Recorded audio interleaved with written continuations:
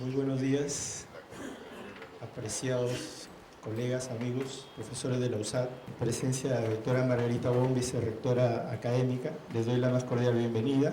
Estamos ahora con doctora Virna Yulisa López Castro.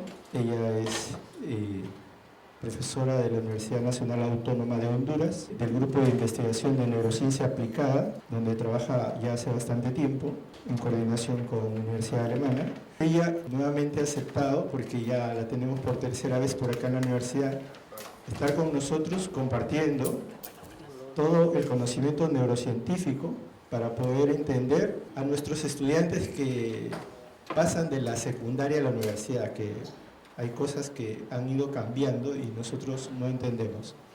Entonces la neurociencia nos lo explica. Y precisamente hemos promovido este curso para entender a los chicos que recibimos y poder orientar nuestra enseñanza hacia ellos. Bien, entonces les dejo con la doctora López. La recibimos con un fuerte aplauso, por favor. Muchas gracias, Rubén. Muchas gracias, doctora Margarita, por esta invitación. Muchas gracias a todos ustedes por estar aquí. Permítanme decirles que me siento como en casa. La verdad es que cada vez que he venido ha sido un trato muy cordial, muy amable y bueno, queda uno con las ganas de seguir viniendo también, volver y volver. Y qué bueno que hemos ido creando este vínculo. Como hemos comenzado hace 3 años, fue la primera vez que vine, entonces prácticamente yo creo que siento como que han ido conmigo, acompañándome también en los procesos en los que nosotros vamos en el tema de neuroeducación, y cada vez les he contado una historia un poquito distinta con respecto a nuestros propios avances en el grupo de investigación. Así que esta vez mucho de lo que vamos a ver aquí pues son los fundamentos teóricos, digamos, que motivan o que inspiran o donde encontramos los espacios para hacer investigación. Y otra parte de lo que vamos a ver aquí son resultados de nuestras propias investigaciones, de lo que ya hemos logrado encontrar, hallazgos que estamos ya en proceso de publicación. La primera vez que vine aquí estábamos preparando unas propuestas de investigación y ahora ya estamos preparando nuestras publicaciones. Así que quisiera que fuera un ambiente muy coloquial, muy familiar. Básicamente decidí organizar el curso de la forma que ustedes ven ahí, dedicar un poco de tiempo a la introducción, un poquito, lo mínimo necesario acerca de qué son las neurociencias, qué es la neuroeducación y cuál es la importancia de la neuroeducación. Y eso ojalá quizás nos lleve un par de horas, no nos vamos a desgastar mucho en eso y vamos a entrar directamente a prácticas pedagógicas compatibles con el cerebro. Entonces, aunque hay muchas sugerencias que ya salen de los textos y que ya uno tiene también evidencias de que podemos proponer en nuestras aulas de clases estrategias que sean compatibles con tanto la parte biológica de nuestro cerebro, que es básicamente el fundamento de la neuroeducación, pero también con la parte cognitiva. Y algunas de esas cosas ya son intrínsecas, ya las tenemos nosotros, tal vez no estamos conscientes de ellas, pero otras de estos factores que vamos a hablar, o más bien de estas prácticas que vamos a hablar, están basadas en el contexto y cómo eso también interfiere con el proceso de aprendizaje. Entonces voy a comenzar a hablar en este momento de algunas prácticas y cuando les esté hablando de ellas van a empezar a aparecer términos, para algunos de ustedes, términos nuevos, relacionados con el sistema nervioso, con el cerebro, con toda esta parte de neuro de la que estamos hablando. Y yo ahí voy a ir introduciendo, tengo hipervinculados los conceptos para extendernos un poquito y hablar de eso. En otras palabras, en este curso no vamos a comenzar con una fundamentación teórica del sistema nervioso, del cerebro, neurotransmisores, neuronas y todo eso, como hemos hecho otras veces, sino que nos vamos a ir directo a las prácticas pedagógicas y de ahí vamos a ir ahondando en lo que sea necesario. Al final de cuentas, yo creo que lo que todos quisiéramos aquí, más que saber las partes del cerebro, es tener algunas ideas de cosas que podemos ir inmediatamente a hacer a nuestras aulas de clase para aplicar algunos principios de la neuroeducación. Vamos a comenzar hablando de las neurociencias en general. Entonces, ese prefijo neuro viene de las neurociencias, como estamos diciendo. ¿Y por qué de las neurociencias o qué de interesante tienen las neurociencias para que ahora nos empiece a permear todos nuestros espacios? Pues las neurociencias básicamente se van a centrar en el estudio del cerebro, como vamos a ver. Pero siempre podríamos pensar nosotros, bueno, pero el estudio del cerebro no es nada nuevo, ¿no? Entonces me gusta comenzar las presentaciones con esto que es tan antiguo, desde, imagínense, 400 años antes de Cristo, ya teníamos a Hipócrates con una frase como esta, que quizás aquí la profesora me puede ayudar a leer. Miren, se utilizan este tipo de dispositivos que se llaman dispositivos para el eye tracking, o sea que este tipo de sensores, como lentes que ustedes ven ahí, detectan el movimiento del ojo, hacia dónde se dirige el ojo, qué parte del cerebro nos activa y cómo se puede estimular entonces esa parte del cerebro para hacer que un producto sea más atractivo y por lo tanto entre mejor en el mercado. Las personas van con los sujetos voluntariamente participan en estas investigaciones y entonces entran a un supermercado y les piden que vayan a ver los aceites, por decir algo. Y entonces ven qué es lo que llama la atención de la gente y eso es casi de manera involuntaria. Los mismos estudios se han hecho, por ejemplo, para los atractivos entre personas. ¿Qué es lo que nos llama la atención cuando conocemos a una persona? Entonces, en el neuromarketing, una vez que se identifica, por ejemplo, en qué posición de la góndola es más atractivo para el cliente, qué es lo que buscan los hombres, que les llama la atención, el color de la botella, la forma de la botella, buscan la etiqueta, etcétera. Entonces, todo eso, aunque ya antes se sabía, y antes de que existiera la neurociencia y de que se tratara de ver qué es lo que ocurre en el cerebro, ya existía, por ejemplo, la psicología de los colores, que es la que nos dice que el color rojo, como el color de la USAT, es un color lindo, atractivo, inspira confianza, inspira emociones positivas y entonces hay que utilizar el color rojo en instituciones educativas, en instituciones bancarias. Es un color que transmite una cierta emoción. Eso ya se sabía, digamos, desde antes.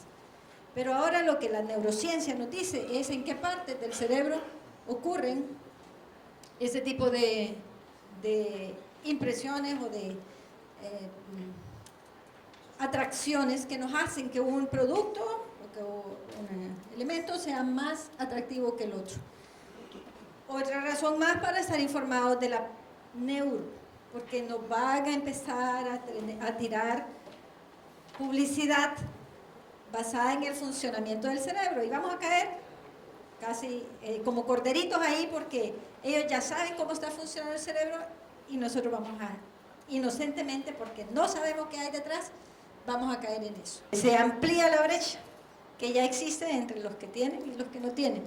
Y entonces seguimos fomentando eso. Pero, ¿a qué quiero llegar eso? Que uno podría pensar, bueno, sí, las neurociencias sirven para los académicos, que estamos aquí, que queremos aprender más, que queremos seguir formándonos, que queremos saber más cosas, que trabajamos con los estudiantes. Pero se están dando cuenta que las neurociencias en realidad están siendo utilizadas más en otras áreas fuera de las aulas de clases que en las aulas de clases. Y se quedan, ¿no?, dormiditos, entonces dice, vamos a darles un activador de circulación. Exactamente. ¿No? Sí, y les dan sí. una dosis. Exactamente, sí. Yo creo que la gran cuestión es que, bueno, acabo de leerlo en uno de los libros populares de Yuval Noah Harari, ¿no? Es que nos tienta siempre a la humanidad pasar un límite, es decir, encontramos una técnica, un fármaco, etcétera, para reparar, para curar, pero de pronto se convierte en una especie de potenciador, es decir, la frontera entre lo que se debe hacer, lo que se puede hacer es difusa a menudo, ¿no? El gran ejemplo que da, y muy ilustrativo por supuesto, de las cirugías plásticas, ¿no? Desarrolladas en la Primera Guerra Mundial para justamente restaurar, ¿no?, la piel, no sé, la nariz, por ejemplo, lastimada de los soldados en el campo de batalla, etcétera, ¿no? Pero de ahí a que sirva como medio para que las personas que tengan los medios puedan conseguir rasgos deseables, ¿no? Etcétera. Entonces yo veo esto peligroso, o sea, bien, genial. Usamos esos fármacos para no dormirnos, para no agotarnos, para producir más, lo cual nos convierte en piezas de una maquinaria demencial, sinceramente, inhumana, pero además se convierte también en un instrumento de transformación. Es decir, las personas que vayan a la universidad o al colegio con familias pudientes que les puedan suministrar elementos, no digo para reparar, para curar, sino incluso para multiplicar la potencia de rendimiento, me parece que puede establecer unas desigualdades realmente preocupantes, ¿no? Entonces yo creo que hay una cuestión allí en que el conocimiento empieza a ser objeto de un uso imprevisible, ¿no? Es decir, la ciencia y la responsabilidad, vieja cuestión en suma. ¿Cuál de hombres a dioses? Homo Deus.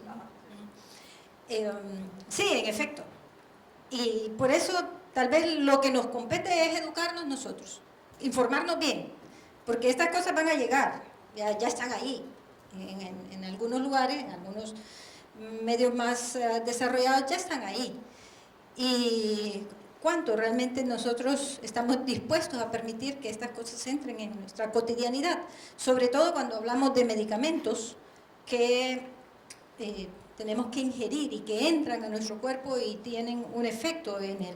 Entonces vienen los aspectos éticos, creo yo. Aquí es donde también hay toda una línea que se llama neuroética, y que en esa línea, además de aprender los principios que nos deben regir ante esta nueva era neuro, también se habla de cómo es que la ética se ocurre ahí en el cerebro, porque en el cerebro de algunas personas la ética está muy bien firme y en la ética de otras personas, como si no existiera tal concepto.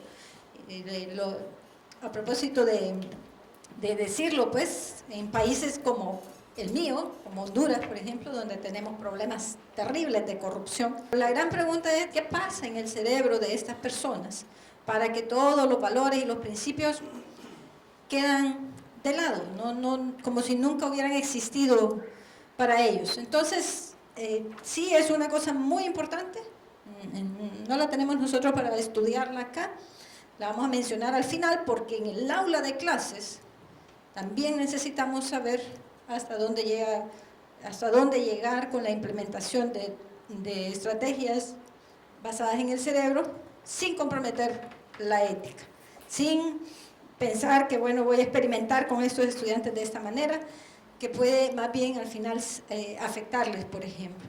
Entonces, sí, muy pertinente el comentario. Muchas cosas surgen en la ciencia como buenas investigaciones, como buena información y un conocimiento nuevo, pero ese conocimiento nuevo lamentablemente puede caer en las manos inapropiadas y entonces convertirse en una información con un potencial muy nocivo, como ha ocurrido en la historia de la humanidad, con la energía atómica, con los plaguicidas, muchas cosas pues que han ocurrido que son buenas en su momento, pero si no se saben utilizar, si no tenemos la suficiente información al respecto y hacia sus efectos, entonces se nos puede venir en contra todo eso. Bien, tal vez otro de los avances interesantes es la neurorobótica, que ustedes pueden ver esos videitos en internet en los que personas parapléjicas, por ejemplo, que no pueden moverse para nada, del cuello para abajo, con solo pensar, tienen una prótesis externa, un robot en otras palabras, que simula un brazo, y con solo que las personas piensen, se les coloca unos electrodos y le manda un mensaje al robot para que el robot le mueva, le acerque un vaso para tomar algo, un refresco, lo que sea. Entonces ese tipo de aplicaciones que lo que hacen es ver cómo ocurre el mecanismo del mensaje que se envía del cerebro hasta un miembro, que en las personas parapléjicas en el cerebro eso está bien, pero el circuito neuronal que permite mover el brazo es el que está afectado. Sin embargo, en su cerebro, en su corteza motora, eso está bien. Así que si ese mensaje se logra sacar del cerebro a algo externo, se mejora mucho la calidad de vida de las personas. Y estas cosas ya son posibles también.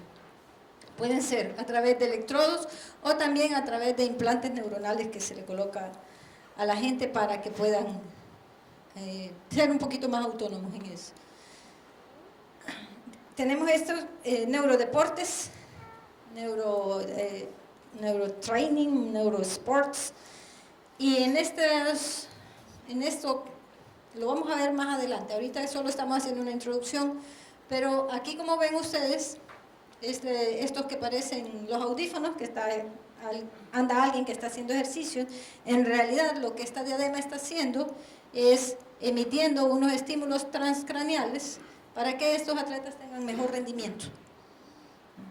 Eso también ya existe y varios competidores olímpicos han entrenado de esta manera y hay estudios que demuestran que el nivel de rendimiento se mejora sustancialmente con el uso de estimulación transcraneal. Otra vez podríamos volver al tema ético, ¿verdad? Era como cuando se usaban esteroides, todavía los usan algunos atletas, para mejorar sus capacidades. Entonces es realmente válido utilizar este tipo de dispositivos externos que solamente estimulan nuestro cerebro y que después eso nos permite ganarnos una medalla olímpica, por decir algo. Como todo esto es una ola nueva que viene, todas estas cosas todavía no están reguladas, pero no sería extraño que en las próximas Olimpiadas o en los próximos años haya una restricción para los atletas que han utilizado algún mecanismo de estimulación cerebral para mejorar su rendimiento, porque nos va a pasar eso, comprar estos dispositivos. Si alguno de nosotros quisiera ir a una Olimpiada y decimos, bueno, voy a empezar a entrenar y además me voy a comprar estos dispositivos, son caros. No todo el mundo va a tener acceso a ellos. Posiblemente los atletas de los países pobres no van a tener acceso a este tipo de recursos y los atletas de los países ricos sí lo van a tener. Una brecha. Sí, se amplía la brecha que ya existe entre los que tienen y los que no tienen. Y entonces seguimos fomentando eso. Pero, ¿a qué quiero llegar eso? Que uno podría pensar, bueno, sí, las neurociencias sirven para los académicos que estamos aquí, que queremos aprender más, que queremos seguir formándonos, que queremos saber más cosas, que trabajamos con los estudiantes.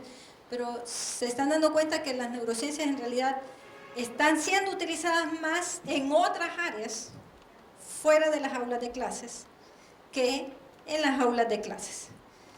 Este es otro artefacto que se ha desarrollado en esta aplicación Emotiv, que con colocarse eso uno puede mover objetos con solo pensar. Un tipo de telequinesis o telecinesis que antes los miraba uno como en las películas y actos de magia, ahora cualquiera podría.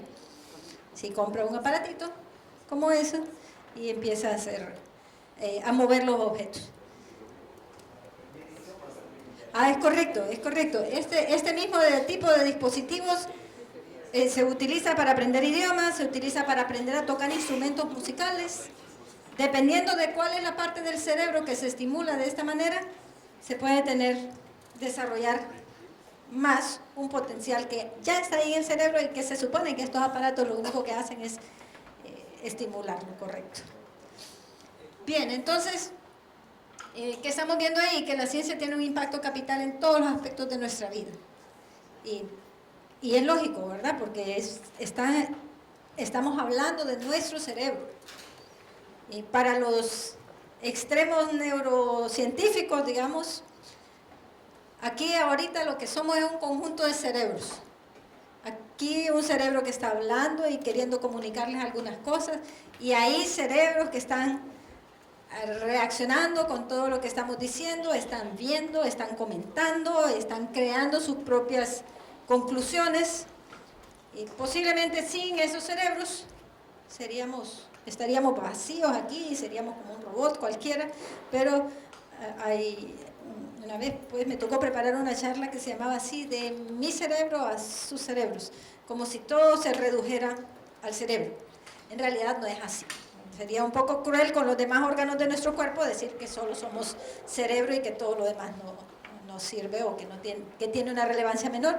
No es cierto, pero sí es cierto que cada vez más se le está atribuyendo al cerebro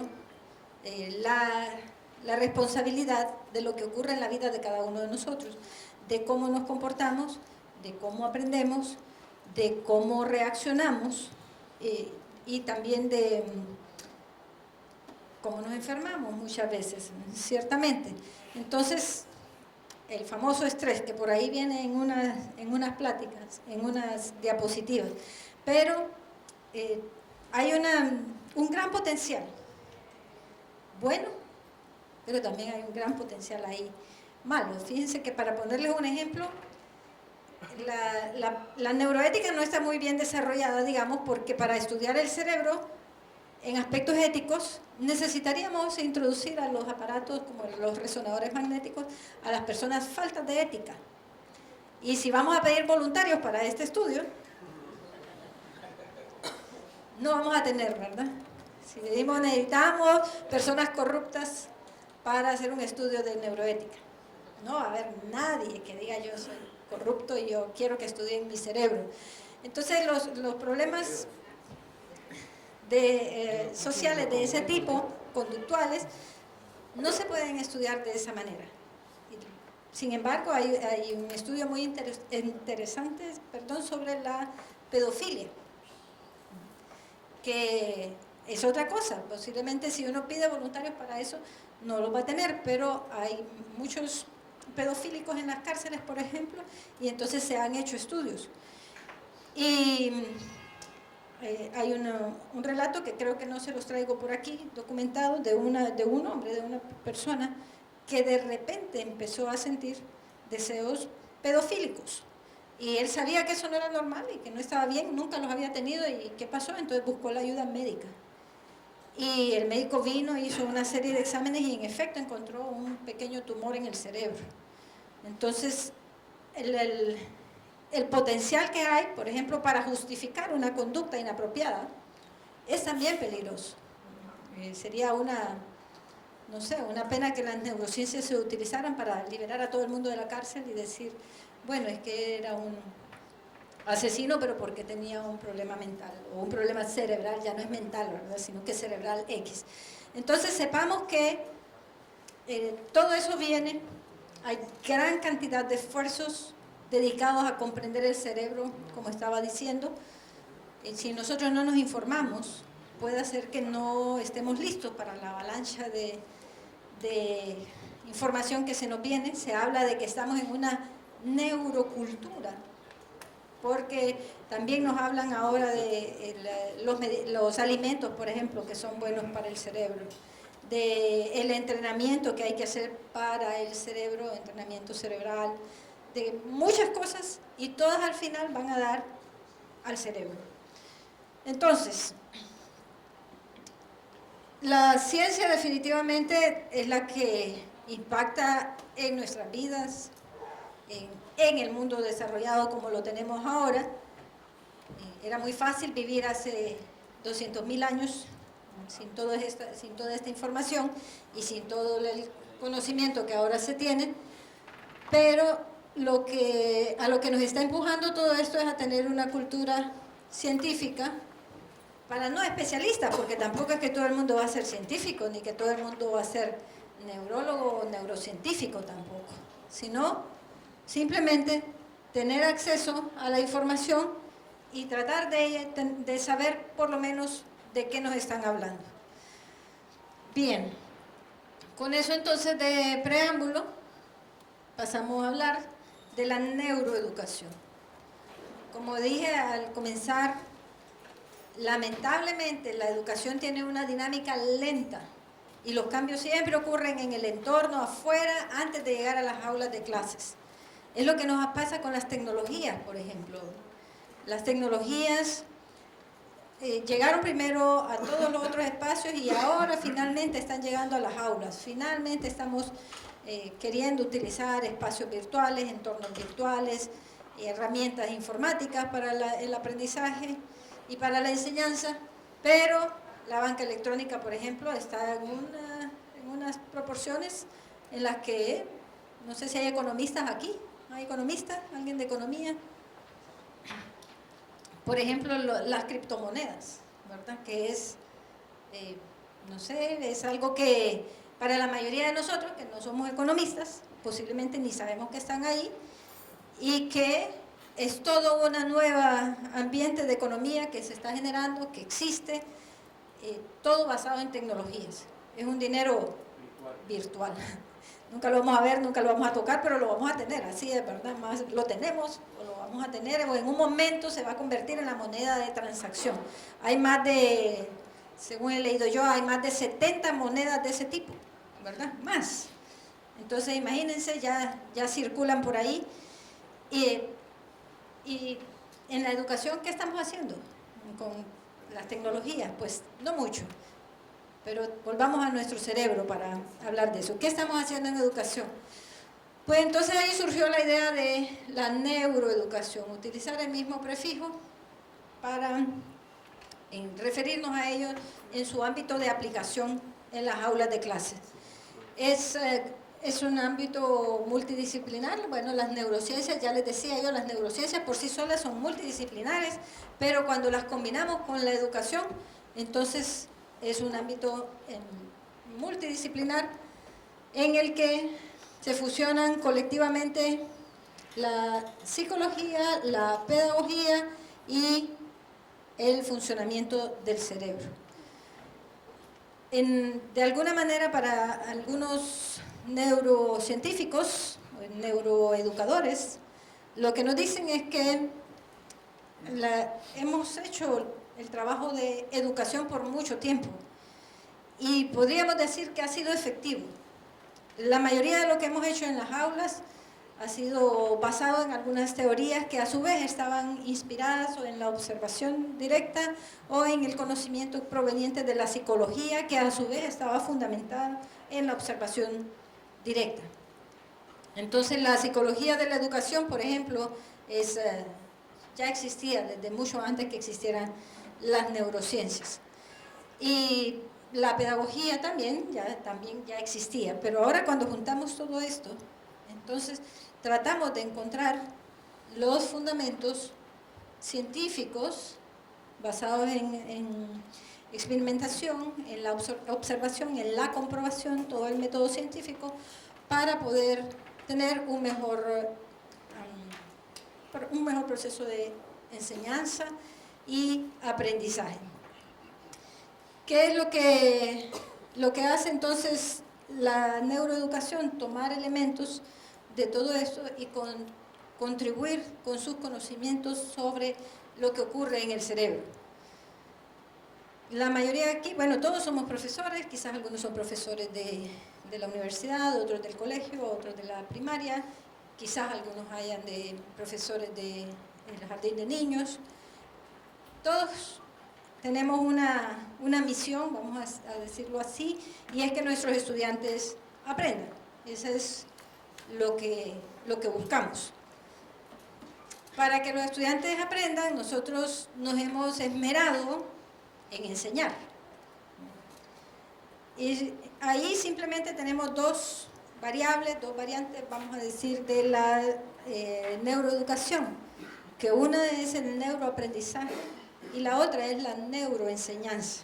Las dos son disciplinas, subdisciplinas, digamos, subdivisiones de la neuroeducación. Ustedes van a encontrar palabras como neurodidáctica, neuroenseñanza, neuropedagogía, neuroaprendizaje, por supuesto. Algunas veces como sinónimos de neuroeducación y otras veces como subdivisiones de la neuroeducación. Entonces, ¿a qué llegamos con esto? Pues a identificar la necesidad de darle un fundamento científico a lo que hacemos cada día en el aula de clases. es posible, y ustedes también pueden llegar a esa conclusión al final de ese taller, al viernes, que ustedes digan, bueno, pero todo eso que me dijeron ahí, yo ya lo hago, o yo ya lo sabía. Es posible que muchas de nuestras prácticas, sin saberlo, tengan un fundamento neurocientífico. Lo que ahora estamos tratando de aprender es que hay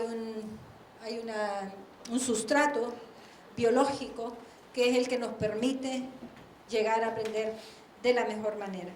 Por supuesto, tal vez logramos desmitificar algunas cosas que se nos han venido diciendo y que las hemos ido aceptando como naturales, pero nos vamos a dar cuenta que mientras más se conoce del cerebro, también más vamos identificando que hay muchos mitos alrededor del funcionamiento del cerebro. Bien, entonces nos vamos a centrar a hablar de esto. Yo no me voy a distender más en esta parte introductoria, como ya les decía, para entrar ahora directamente a hablar de algunos aportes de la neurociencia directamente a las aulas de clase. Entonces, tengo una pregunta ahí que también ya la tengo en el Facebook. Bien, entonces, como tenemos 16 personas que sí, vamos a ver, 18 personas que nos dicen que sí, no hay nadie que diga que no. Lo que sigue con nuestra presentación entonces es que vamos a ver un videíto de unos 4 minutos en el que van a escuchar a uno de los neuroeducadores más prominentes de nuestra época. De las tecnologías nos están invadiendo con un valor extraordinario, pero nunca sustitutivo del maestro.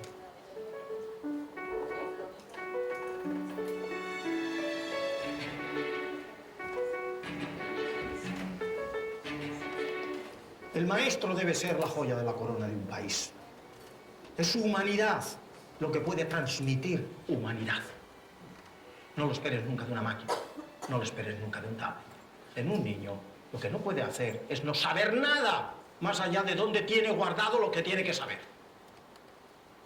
Hay que memorizar selectivamente y conocer, porque eso en parte también es aprovecharte para poder desarrollar los talentos ejecutivos tan necesarios, como son la inhibición de funciones, como son la memoria de trabajo, que significa una idea engarzada a otra. Eso es memoria de trabajo. La toma de decisiones, eso son funciones ejecutivas. Eso hay que aprenderlo, eso hay que trabajarlo con el maestro, porque el maestro transfiere lo que hemos hablado aquí, de emoción, transfiere esa humanidad. Tenemos que saber, ser consciente de lo que sabes. Y eso es lo que te hace humano, y eso no se puede perder. De ahí el valor que yo creo que tiene el maestro.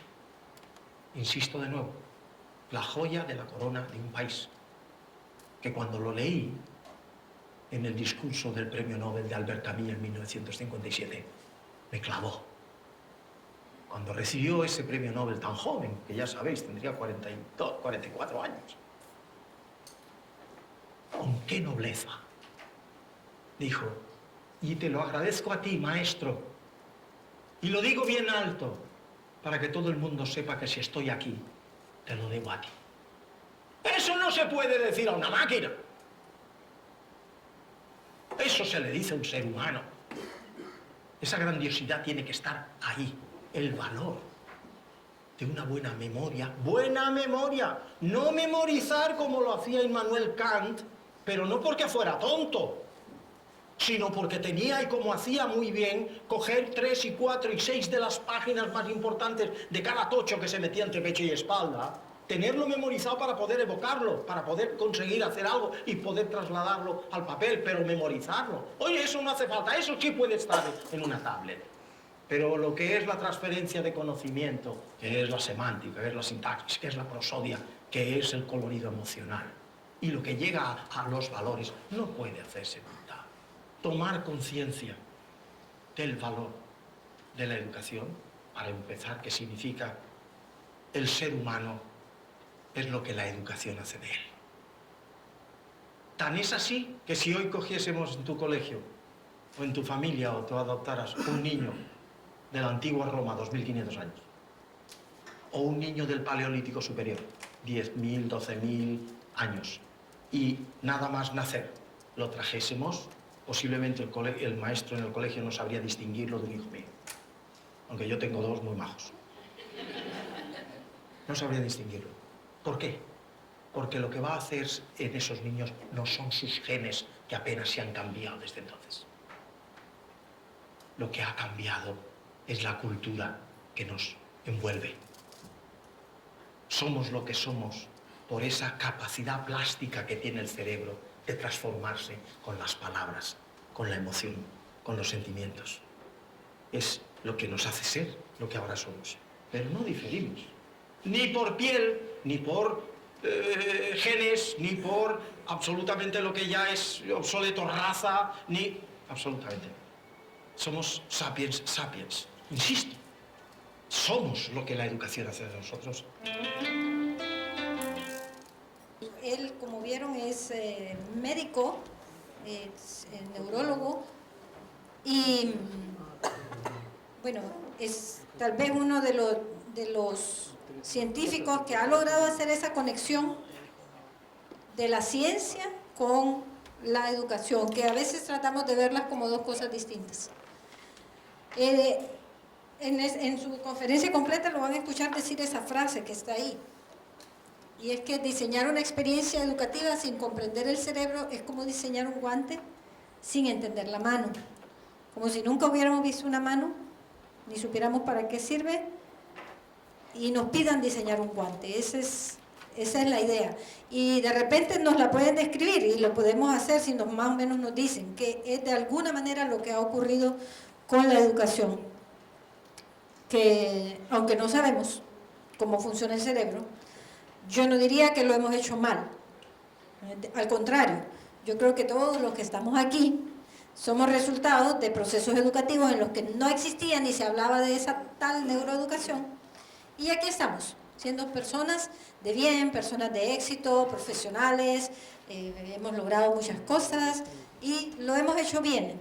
Entonces, lo que intenta la neuroeducación no es decir que lo que se hacía antes estaba mal. Al contrario, lo que está tratando la neuroeducación es de encontrar los fundamentos científicos, es atribuirle un carácter científico a la labor de enseñar y sobre todo lograr que se aprenda sobre una base científica. Pues bien, esto para comenzar esta plática, y quiero decirles que el estudio del cerebro, como lo estamos queriendo abordar nosotros, es relativamente nuevo.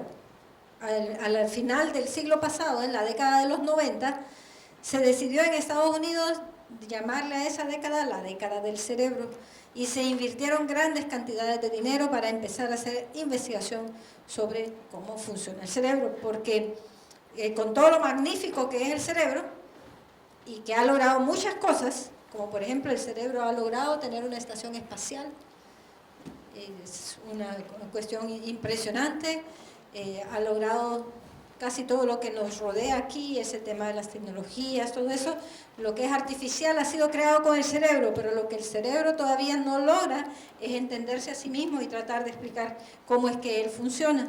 En ese momento entonces se decidió dedicar esos 10 años al estudio del cerebro. Y digamos que ese fue como un detonante. A partir de ahí comenzó una chispa que cada vez se está haciendo más grande. En esos 10 años se llegó a algunos hallazgos muy significativos. Estamos hablando de que de 1990 hasta ahora han pasado más o menos 28 años. Hay un documento que lo van a encontrar, también se lo voy a colocar ahí en Facebook, en el enlace que ustedes ven ahí, que nos dice cuáles son los 25 hallazgos más importantes de las neurociencias en esos 25 años que han pasado desde 1990 aproximadamente. Y entre ellos hay una larga lista que se las he transcrito aquí solo con el enunciado. Ustedes pueden leer mucho más de cada una de estas cosas, pero la plasticidad cerebral, por ejemplo. Es uno de los hallazgos más notables que hay en el funcionamiento del cerebro, porque antes creíamos que lo que no lográbamos aprender hasta los 20, 25, 30 años, ya después no lo íbamos a aprender. Eso nos querían hacer pensar, ¿verdad? Y nos preocupaba cuando íbamos cumpliendo años porque decíamos, ya, no voy a ser capaz de aprender. Pero los que estamos aquí y que ya dejamos los 25 hace poco, ya sabemos que, ¿verdad? Ayer, bueno, aquí tenemos algunos ejemplos, ayer, antes de ayer, el próximo mes posiblemente, sabemos que sí podemos seguir aprendiendo. Y en realidad es una función cerebral que se mantiene hasta el momento en que morimos. Por supuesto, la forma en que aprendemos y lo que aprendemos puede variar, pero el cerebro sigue aprendiendo. La plasticidad cerebral también nos explica que si nosotros, algo que se habla mucho en educación, hemos aprendido algo, muchas veces necesitamos desaprender para reaprender. Y la plasticidad cerebral nos permite eso también, que aunque hayamos aprendido algo y lo aprendimos de manera incorrecta y queremos volverlo a aprender, entonces sí se puede moldear las conexiones neuronales. Hay muchos estudios que nos demuestran eso. Por ejemplo, cuando falla una parte del cerebro, hay otras partes del cerebro que se encargan de hacer nuevas conexiones y reemplazar el daño que hubo en alguna parte del cerebro. Muchas veces sin pequeñas enfermedades cerebrovasculares que pueden incluso pasar desapercibidas, pero que el cerebro se encarga de reconectarse y gracias a esa plasticidad cerebral, entonces podemos aprovecharla para los procesos de aprendizaje. El descubrimiento de las neuronas espejo, que es algo también muy famoso a finales de los 90 por un equipo italiano, Giacomo Rizzolatti y sus colaboradores descubrieron las neuronas espejo. Las neuronas espejo son un tipo específico de neuronas que, como su nombre lo dice, reaccionan como una imagen especular y que están directamente asociadas con procesos como la empatía, por ejemplo. Cuando sentimos el sufrimiento del otro es porque nuestras neuronas espejo están muy desarrolladas. Las neuronas espejo son muy activas en la primera etapa de nuestras vidas, hasta más o menos los 5 años. Se descubrieron en monos, quiero decirles también, y ahora se estudian en humanos. Y hasta los 5 años, mucho de lo que se aprende es por imitación, incluso hablar. Es algo que se aprende por imitación. Y todavía nos quedan, después de los 5 años, nos quedan esas respuestas empáticas, por ejemplo, pero también nos quedan algunas reacciones a estímulos como, por ejemplo, tomar agua. Cuando uno mira que alguien está tomando agua, inconscientemente uno también quiere tomar agua, o la toma si la tiene ya a la mano. A bostezar, que es contagioso, dice uno, ¿verdad? Si uno empieza a bostezar aquí, o si yo empiezo a bostezar aquí, sería caótico esto, todo el mundo empieza a bostezar. La risa también es activada es una respuesta que se puede activar por la reacción de las neuronas espejo. Es casi imposible que si alguien empieza a reírse, los demás estén muy, muy serios. Hay hasta comerciales han hecho con eso, muy bonitos, en el que vemos que la risa también es contagiosa. Tanto la naturaleza como la crianza afecta el cerebro de aprendizaje. No deberíamos, por lo menos esa es mi opinión muy, muy particular, caer en el determinismo cerebral y que este es mi cerebro y por eso actúo así, sino que debemos estar conscientes que aunque hay una codificación genética que ya nos determina algunos rasgos, también rasgos relacionados con las funciones cerebrales, también es cierto y cada día es más cierto que el entorno moldea el funcionamiento del cerebro. Y vamos a ver, creo que lo tengo en algunas diapositivas, cómo los entornos enriquecedores, los entornos favorables, pueden lograr un mejor desarrollo cognitivo que aquellos entornos empobrecidos. Se han hecho los estudios con ratas, por ejemplo, ratas en las que solo tienen la comida y el agua ahí, y las otras ratitas que tienen todo un parque de diversiones ahí adentro, con ruedas para caminar, con escondites, con todo. Y, ¿cómo? Con laberintos, sí, exactamente. Y cómo el cerebro de esas ratas en ambientes estimulados se desarrolla más que aquellas que solo tienen agua y comida.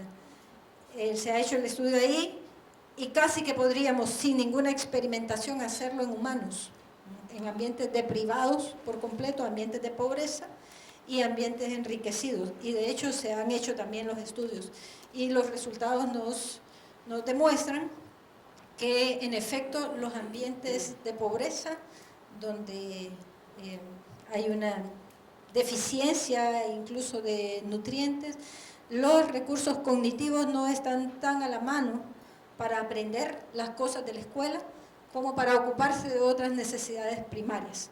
Entonces también hay estudios que nos demuestran que el ambiente influye fuertemente en la capacidad de aprender. Las famosas teorías de Gardner, de las inteligencias múltiples, también es una contribución de los últimos años. Creo que ustedes han escuchado hablar, que antes uno era o no era inteligente. ¿Ves? Ahí paraba el cuento. Pero ahora sabemos que si no tenemos inteligencia matemática, entonces podemos tener inteligencia social, por ejemplo, o inteligencia musical, o inteligencias de movimientos. Entonces ahora podemos tener varios tipos de inteligencias, unas personas más desarrolladas unos que otras, o podemos tener varias en una misma persona. El número 5 dice: la respuesta del cerebro a la recompensa está influenciada por las expectativas y las incertidumbres. Aquí también los estudios lo que nos dicen aquí es que es mucho más emocionante una clase, mucho más atractiva si tenemos nuestras expectativas y al final tenemos una recompensa. Entonces el sistema de recompensas en el cerebro, hay unas estructuras que vamos a ver más adelante que participan en esto y se estimula, se activa cuando la persona, el niño, el joven sabe que si logra el aprendizaje va a tener una recompensa determinada. Esto todavía se sigue estudiando porque también sabemos que la recompensa llega a ser a cansar, digamos. Al niño cuando llega y saca la primera carita feliz en su cuaderno, llega feliz a contarnos que tuvo una carita feliz o una estrella. La segunda le alegra, la tercera le alegra, pero ya después de 10 está recibiendo lo mismo, ya no le alegra. Entonces hay que cambiarle otra vez su expectativa y su recompensa para mantenerlo en un estado emocional apropiado para el aprendizaje. El cerebro tiene mecanismos de autorregulación. Eso también lo tenemos a mayor profundidad más adelante, porque el cerebro tiene una de las mayores funciones del cerebro humano y que también se ha desarrollado a lo largo de la evolución en el humano actual más que en el humano primitivo, es la capacidad de autorregularse, que es precisamente una de las funciones ejecutivas que están en nuestro lóbulo prefrontal, y poco a poco voy a ir introduciendo una terminología más técnica acá, en la corteza prefrontal, que es de reciente aparición en los humanos y que podemos encontrar algún desarrollo de esa parte del cerebro en los mamíferos superiores, pero que más allá de eso no se encuentra. Entonces sabemos que el cerebro humano, que ha desarrollado esa capacidad, ahí se encuentra la posibilidad de autorregularse. ¿Y qué es autorregularse? Bueno, que tal vez yo ahorita quiero una taza de café, pero no voy a salir y dejar botada mi clase por una taza de café, sino que me espero, posiblemente cuando tenga ya el tiempo, de aquí a las 3, 5 de la tarde, algún momento, pero no salimos. En los chicos, ¿qué significa? Que quieren comer mientras están en clases, un dulce, una cuestión, y deben desarrollar la capacidad de autorregularse, y esa capacidad es importante para el éxito posterior, autocontrol o autorregulación. La educación es una forma poderosa de mejora cognitiva. Esos estudios también ya están, nos muestran el cerebro de una persona educada y el cerebro de una persona con escasa educación. Y hay diferencias anatómicas y hay diferencias funcionales en el cerebro de las personas. También voy a trasladar esto a decirles que hay estudios que nos demuestran que los hijos de personas que son educadas tienen mejores capacidades que aquellos hijos de personas que no han llegado a la escuela o que han tenido una educación muy, muy baja. Entonces la educación definitivamente mejora las capacidades cognitivas, mejora la vida de las personas en términos generales. La neurociencia informa la tecnología del aprendizaje adaptativo. Bueno, muchos de los estudios que se están haciendo en el cerebro están asociados a la inteligencia artificial. Y yo creo que esa va a ser una de los mayores usos y también usos peligrosos que se puede hacer de todo lo que se está haciendo en investigación en el cerebro. Porque ustedes han visto, sin duda, películas y me imagino que habrán leído algunos artículos sobre el tema de la inteligencia artificial, al que se cree que ya estamos muy próximos a llegar. Entonces, como anecdóticamente, leí hace como un mes tal vez, que un japonés se casó con un holograma. No sé si vieron esa noticia.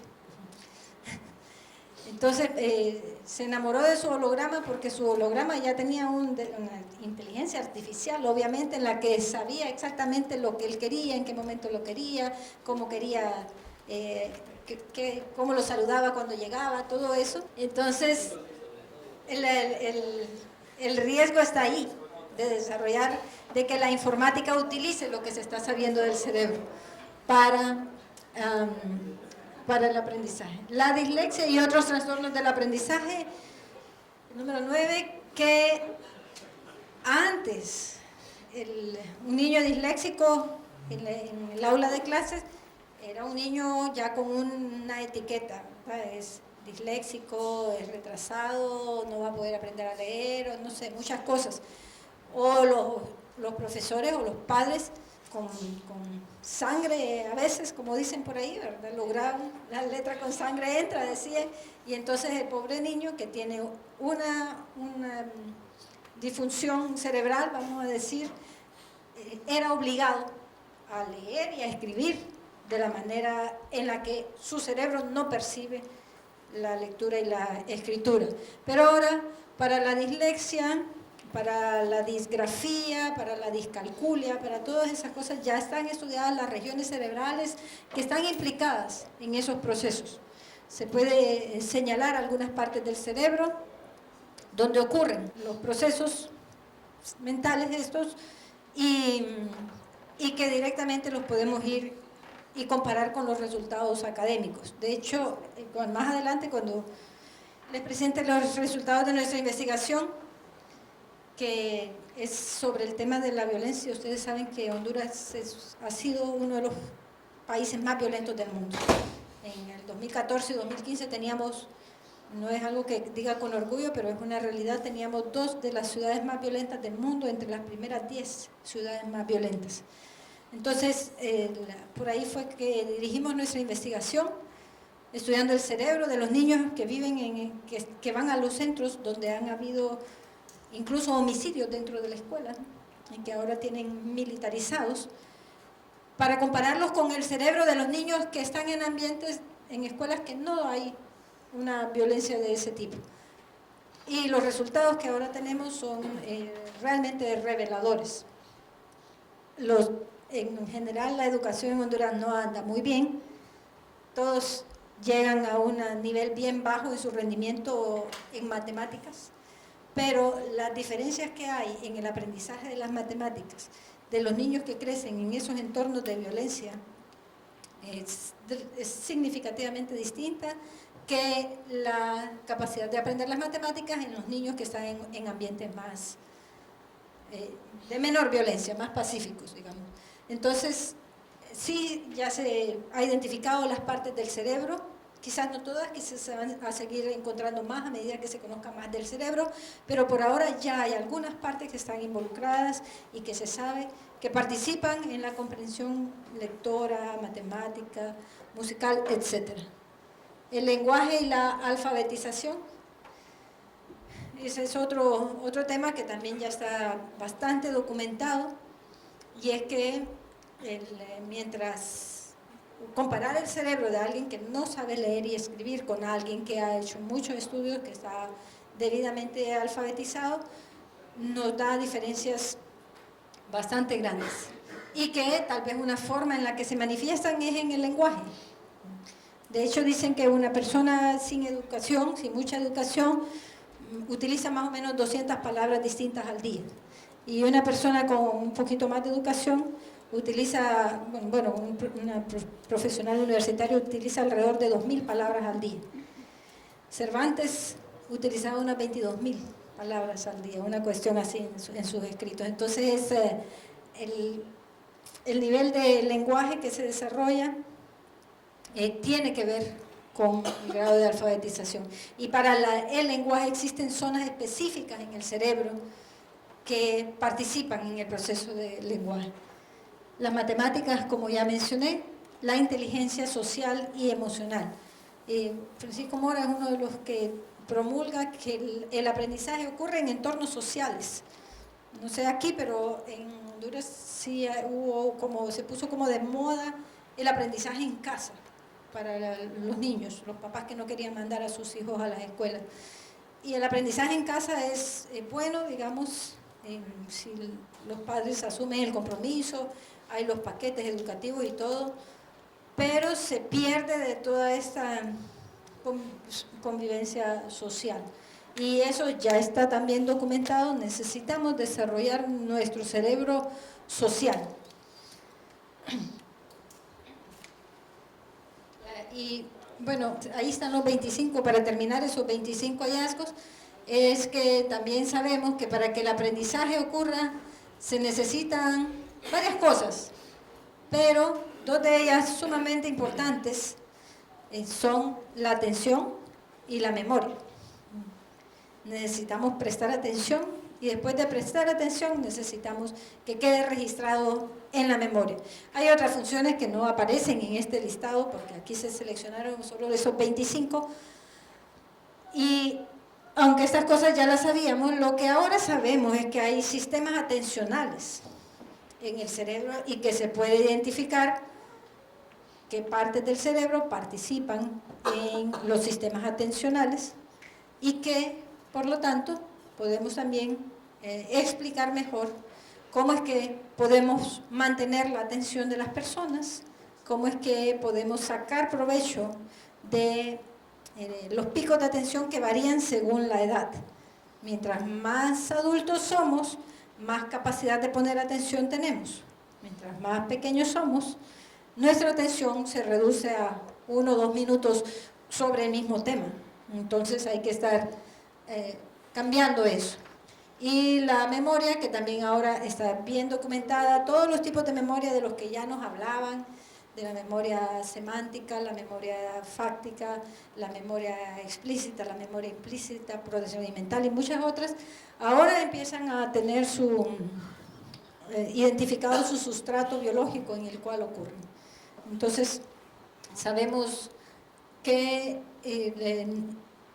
aunque todos tenemos esos sustratos, no todos los utilizamos de la misma manera. Y vamos a ver cuando estemos hablando ya más profundidad algunos ejemplos de eso. La ciencia del sueño. El ser humano duerme, se nos ha dicho, 8 horas diarias, ¿verdad? En promedio. 8 horas diarias, unos un poquito más, otros un poquito menos. Ese es 1/3 de cada día. Es 1/3 de nuestras vidas durmiendo. Si vivimos 60 años, habremos dormido 20 años aproximadamente. Cuando lo ponemos todo junto, suena un montón, ¿verdad? Y suena como un desperdicio. ¿Cómo es posible pasar durmiendo 20 años? Ahora vivimos más años, ya no vivimos 60, podemos vivir hasta 90, vamos a pasar 30 años durmiendo. Aunque pareciera un desperdicio, hay toda una línea de investigación en la ciencia del sueño. Y somos de los mamíferos que más dormimos cada día. Los delfines, que se comparan con nuestro nivel de inteligencia, digamos, duermen 2 horas al día, una cosa así. Entonces, la pregunta es ¿por qué dormimos nosotros tanto? y se nos hace poquito a veces, ¿verdad? Hay una función muy importante del sueño en mantener el cerebro funcionando. Eso lo tenemos como una práctica sugerida y voy a entrar en más detalle más adelante con eso. Pero sí sepamos que mientras dormimos, dos cosas importantes ocurren. Una es que se limpia el cerebro. Ahí en ese momento, digamos, ocurre la limpieza, porque al igual que en la vida real, sería muy difícil limpiar aquí ahorita porque estamos en plena actividad, pero en el momento en que esto queda tranquilo, vacío, entonces se puede hacer la limpieza fácilmente. Esa es una de las cosas que ocurre. Y la otra cosa importante que ocurre es que se fija la memoria. Hay una fijación de lo que se aprende mientras dormimos. Pero cada día se estudia más y están saliendo nuevas cosas en ese tema de la ciencia del sueño. El cerebro se nutre de la variedad, es decir, al cerebro le gusta la diversidad más que la monotonía. Entonces, mientras más diverso sea un tema del que estamos hablando para los estudiantes, va a ser más atractivo que si nos pasamos mucho largo rato hablando de lo mismo. El aprendizaje cognitivo, por supuesto, todas las funciones cognitivas que ya conocíamos, ahora tienen una explicación científica basada en el cerebro. Aquí a veces tanto los docentes como los psicólogos a veces se sienten un poco incómodos porque es como si quisiéramos decir que lo que antes se hacía no servía o no tenía la suficiente credibilidad.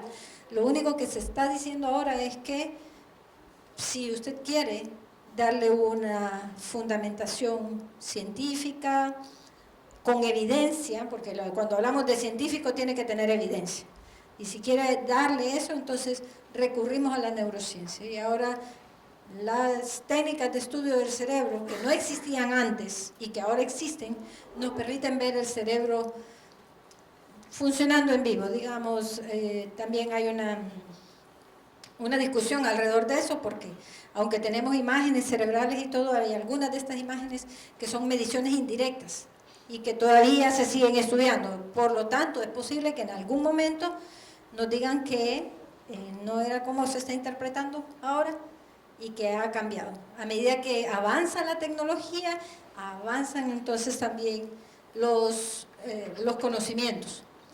El aprendizaje implica tanto la atención enfocada como la atención periférica. Todos sabemos que tenemos esos dos tipos de atención. Aunque confiamos más en la atención enfocada, y eso es que ustedes ahorita quizás están poniendo atención a la diapositiva o me están poniendo atención a mí, hay cosas que están ocurriendo en el entorno. Y por eso de ahí también se asocia eso con hablar ahora de entornos de aprendizaje. Ya no hablamos de una clase o de un contenido, sino del entorno de aprendizaje. Y decimos, todo el ambiente debe ser favorable para el aprendizaje. No solamente el momento en el que está el estudiante parado ahí o sentado escuchando a su profesor que está parado ahí explicándole todo lo que debe aprender, sino que aprenda, decimos, desde la conducta del profesor, de cosas como la puntualidad, la forma en que presenta sus clases, la forma en que se dirige a sus estudiantes, se aprende de todo eso. Y eso también ya está bien documentado. El aprendizaje complejo se ve reforzado por el desafío y se ve inhibido por la amenaza. Volvemos al tema, ¿verdad? De que la letra con sangre entra. Así aprendieron mis padres, creo yo. Así cuentan ellos que era la educación en su tiempo. Pero ahora sabemos que con amenaza el cerebro no funciona bien, porque lo que va a ocurrir es que los recursos cognitivos que podría utilizar para aprender, los va a utilizar para estar alerta. ¿A qué hora le va a golpear su profesor? ¿A qué hora le va a dar un coscorrón, decimos en Honduras, aquí también? Un cocacho.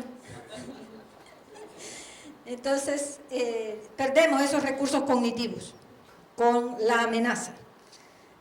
Y mientras que el desafío, un desafío saludable, puede lograr un mejor funcionamiento del cerebro y por lo tanto un mejor aprendizaje. Las emociones son fundamentales para los patrones de aprendizaje. También antes se decía que, bueno, como somos racionales, entonces la emoción no debería ser tan importante en los ambientes de aprendizaje. Cada vez estamos más seguros y más conscientes de que se necesita incluir a las emociones en el proceso de aprendizaje. Las emociones positivas mejoran la capacidad de aprender. Las emociones negativas interfieren con la capacidad de aprender. Y es que todo eso está relacionado con la producción de neurotransmisores, que de eso vamos a hablar un poquito más adelante. Que los estados positivos generan unos neurotransmisores que participan en la formación de sinapsis, y al participar en la formación de sinapsis, entonces fabrican memorias. Mientras que las emociones negativas, como el miedo, el asco, por ejemplo, nos producen otro tipo de efecto en la secreción de los neurotransmisores de la alegría, y entonces se ven afectados los procesos de aprendizaje.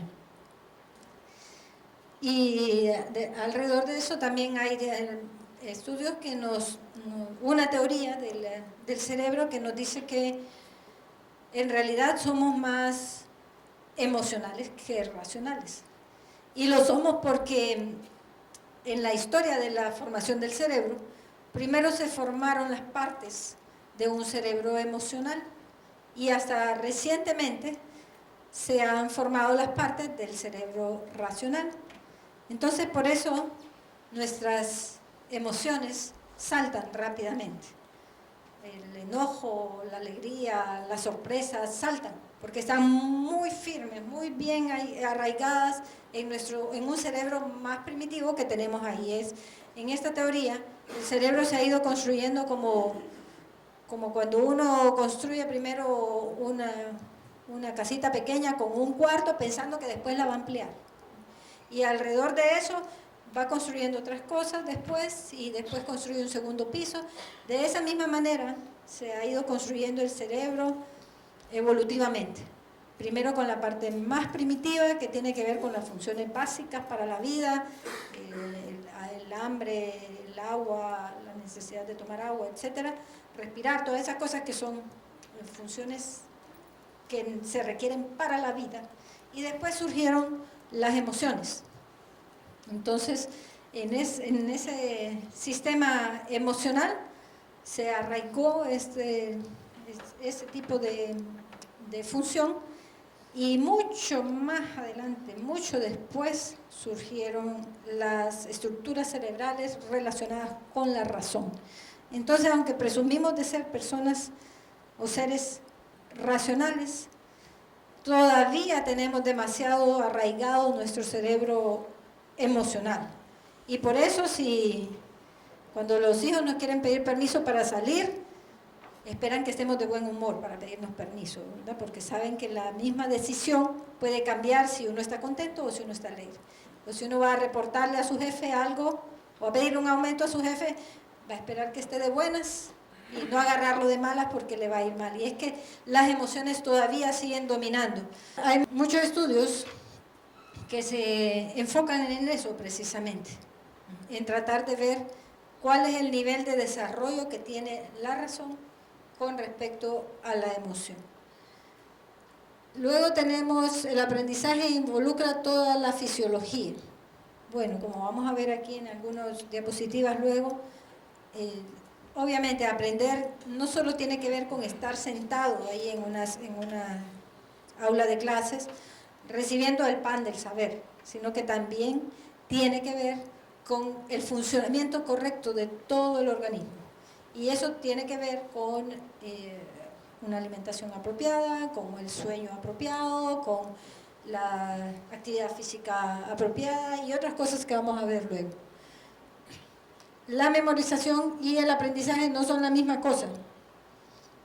Bueno, hay memorias en nuestro cerebro que no están relacionadas directamente con el aprendizaje formal que tenemos en las aulas, pero lo que sí es cierto es que para que haya aprendizaje, la memoria sigue siendo importante. Antes decíamos que había que aprenderse las tablas de multiplicar sin entender lo que estaba pasando. Y así las aprendimos quizás todos nosotros, por repetición, porque nos ponían a cantarlas. Ahora sabemos que sí, es cierto, la repetición favorece la formación de la memoria, pero esa no es la única forma de aprender. Entonces, cada vez tenemos una mejor noción de que el aprendizaje, que dicho sea de paso, en el año 2000 el Premio Nobel de Fisiología se le entregó a un científico que propuso cómo era que explicó más bien cómo era que ocurría el aprendizaje en unas neuronas de una babosa de mar, de la plicia, y lo que él demostró es que de la manera en que se estimulaba la producción de unas conexiones sinápticas asociados con estímulos externos, entonces mientras más se reforzaba eso, más quedaba registrado en la memoria y de esa manera el aprendizaje. Ahora lo que se dice es que el aprendizaje realmente es biológico, realmente es algo que ocurre en nuestro cerebro y que cambia nuestro cerebro. El cerebro de una persona que aprende algo nuevo cambia con ese aprendizaje. Si hoy nosotros aprendemos algo nuevo, mañana nuestro cerebro ya es distinto, tiene otras conexiones neuronales que antes no las tenía. La metacognición mejora el aprendizaje. Bueno, eso tiene que ver con las funciones cognitivas más elevadas, lo que va más allá de la cognición, y esto también ya lo tenemos bien documentado. El cerebro es un procesador en paralelo, se nos compara el cerebro con una computadora al revés. El cerebro no es como una computadora, la computadora trata de imitar a un cerebro, pero de hecho hay una gran cantidad de procesos que ocurren en nuestro cerebro permanentemente. Algunos de ellos de manera consciente, pero ahorita mientras ustedes están escuchándome, están prestando atención, están viendo y están entrando estos estímulos por sus ojos, también están ocurriendo otra cantidad de procesos en sus cerebros. Entonces, cuando nos han dicho que solo utilizamos el 10% de nuestro cerebro, realmente es una información que hemos interpretado de manera incorrecta. El cerebro funciona prácticamente en su totalidad. No todo el cerebro funciona simultáneamente, eso hay que saberlo. Unas partes se estimulan cuando estamos escuchando algo, otras partes se estimulan cuando estamos viendo algo, y así puede funcionar en diferentes cosas, pero al mismo tiempo mantiene muchos procesos. Tampoco es cierto que seamos multitasking, que ahora el ambiente nos pide ser multitareas, ¿verdad? Y entonces estamos ahí en la computadora escribiendo un poco y estamos poniendo atención en la clase y estamos viendo el teléfono. Eso también ya se ha demostrado, no se puede poner atención a todo al mismo tiempo, no podemos hacer todas las tareas al mismo tiempo. Las diferencias de tiempo pueden ser mínimas, pero no ocurren de manera simultánea. Entonces, los procesos necesarios para la vida, como hemos dicho, por ejemplo, el proceso de respirar, es algo que está ocurriendo ahí permanentemente y que nuestro cerebro participa también en ello. No somos conscientes de eso, entonces en ese proceso está trabajando el cerebro, pero también está poniendo atención, como en este momento. Y bueno, una cosa bien importante es que las células que se disparan juntas se conectan juntas. ¿Y qué quiere decir eso? Que hay también unas propuestas de estrategias pedagógicas que nos dicen que si uno logra asociar un olor específico con el aprendizaje de un tema, algo que no entiende uno, que es algo muy difícil, y entonces se come un chicle de menta, por decir algo, y después cuando va al examen se vuelve a comer un chicle de menta igual al que comió cuando estaba estudiando, es más fácil recuperar esas memorias porque las células que se estimularon juntas en ese momento se vuelven a activar juntas después. Entonces hay algunas líneas que van en esa dirección que nos dicen si logramos activar al mismo tiempo 2 o 3 sistemas neuronales, entonces es más fácil que después con uno de esos sistemas se activen los otros 2 o 3. Y por eso es que ahora también estos recursos audiovisuales son buenos para favorecer el aprendizaje, porque al mismo tiempo que estamos escuchando, estamos viendo, si tenemos un video, vemos hasta movimiento, y es más fácil recordar después si tenemos varios estímulos y se han conectado sistemas de manera simultánea para un mismo aprendizaje. Ese es un documento mucho más extenso, va a estar disponible para ustedes, para los que quieran leer un poquito más. Bueno, eso ha sido la parte introductoria que, como decía, tenía previsto para ahora. Bien, entonces estas prácticas pedagógicas que están surgiendo ahora, basadas en la neurociencia, les voy a hacer otra preguntita ahí en el Facebook. Les he colocado ahí una preguntita bien simple. Si solo pudiera escoger una función de esas, ¿cuál escogería? ¿Ejercitarse, alimentarse, dormir, tomar agua o respirar? Bueno, aquí están las respuestas que están dando. Respirar, porque a partir de ahí el cuerpo puede funcionar. Si no respiramos no será posible el resto de actividades. Respirar, función vital, función de respirar. Yes, ejercitarse. Respirar es indispensable para la vida de los seres vivos. Bueno, posiblemente por ahí van a venir los comentarios. De entrada, quizás uno piensa en otras cosas, ¿verdad? Bueno, comer o dormir suelen ser atractivos para algunos de nosotros, pero realmente, si revisamos con un poquito más de cuidado, respirar, por supuesto, es lo que ustedes han puesto ahí, es necesario para poder hacer todo lo demás. Ahora se piden voluntarios, gente que vaya y esté sin dormir, pero obviamente sin otras tareas, sin tener que estar como estamos nosotros aquí, o estudiando o algo, sino que prácticamente sin mucho esfuerzo mental, pero sin dormir. Y el récord ahorita está en 14 días sin dormir. 14 días, sin hacer nada de esfuerzo más allá que provoque cansancio, pues.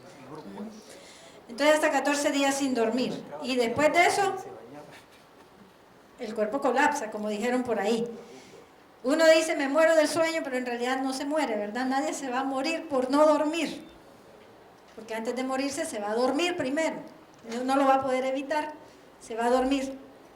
Entonces, uno puede pasar, digamos, ya ven, en condiciones de experimentación hasta 14 días sin dormir. ¿Cuánto tiempo puede pasar uno sin tomar agua? En el caso de estos chicos que se perdieron en la selva, por ejemplo, ¿no?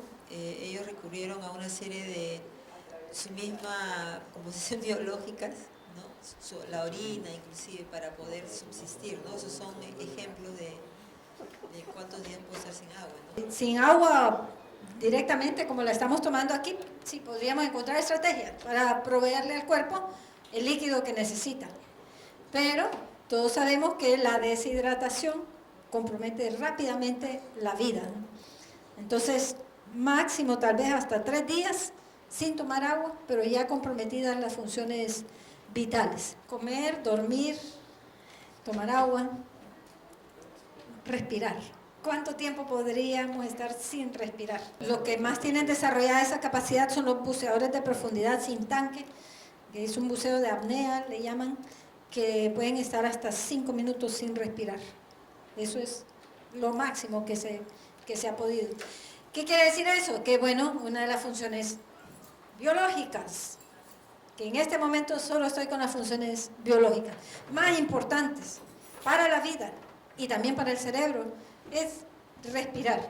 Y a eso quería llegar, porque las prácticas pedagógicas sugeridas tienen que ver, en este momento, de lo que se conoce, tiene que ver con las capacidades naturales que ya tenemos y las necesidades biológicas que ya tenemos, ¿cómo las potenciamos? Antes de empezar a usar nootrópicos, estimulantes transcraneales y esas otras cosas que yo les estaba mostrando ahí, que son muy sofisticadas y que también sería muy arriesgado empezar a utilizarlas en las aulas de clases. Imagínense a los niños de 7 años dándoles una pastillita para que aprendan más rápido, ya empezaríamos a entrar en temas éticos posiblemente, o poniéndoles una diadema ahí que les permita aprender más. Entonces, primero vamos a hablar de las funciones biológicas. La primera práctica pedagógica que deberíamos incluir en nuestras actividades es enseñarles a los estudiantes una respiración controlada.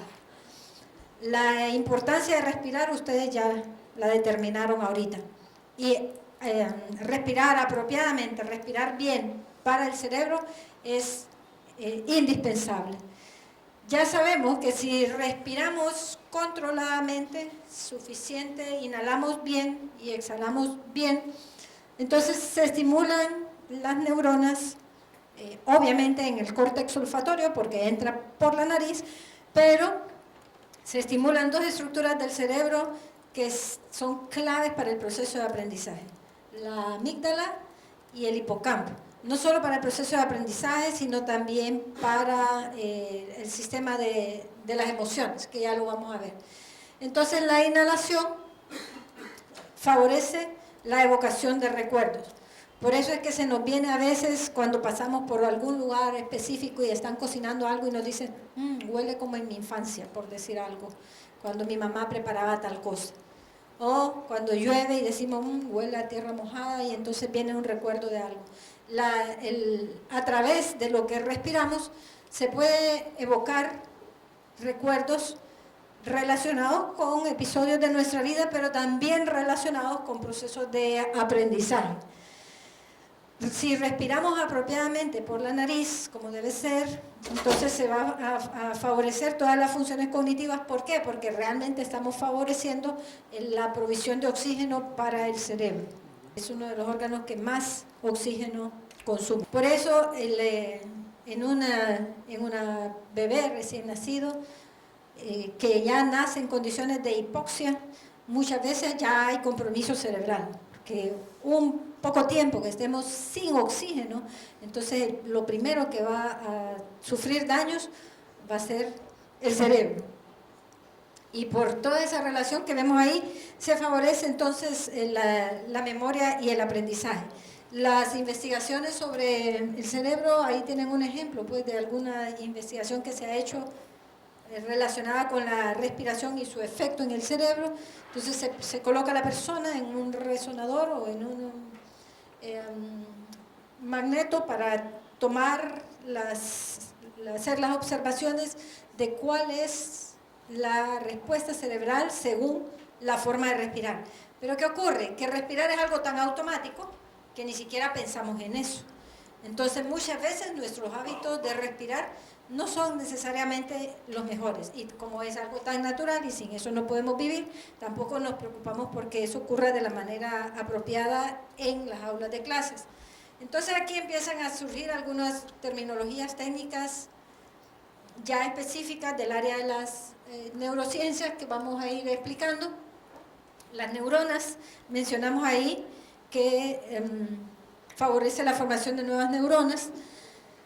Y las neuronas son las células nerviosas, son la unidad funcional y estructural del sistema nervioso. Lo que sabemos ahora de la neurona comenzó por allá por 1860 con Santiago Ramón y Cajal, que es tal vez una de las personas más notables en sus primeras contribuciones acertadas al estudio del sistema nervioso como tal, y que le mereció también un premio Nobel en aquel momento. Y lo que sabemos es que esta es una neurona clásica.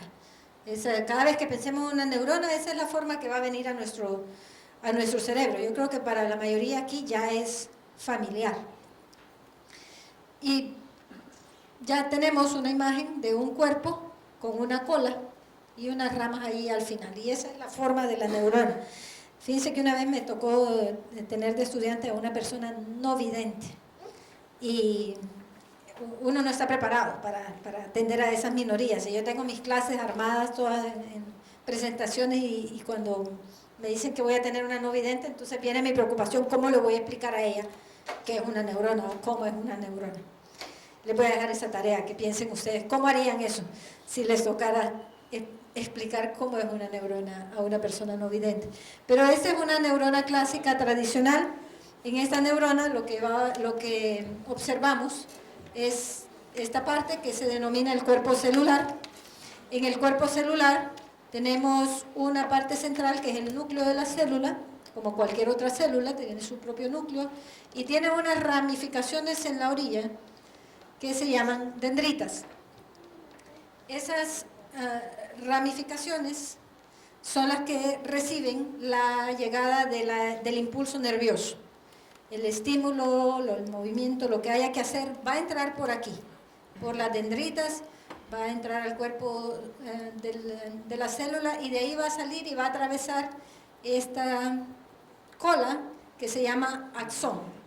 Ese es el axón. En realidad el axón es como un cable que va por ahí adentro, que lo vemos en estos puntitos, y que llega hasta el final y termina en otra ramificación, que es la región terminal del axón.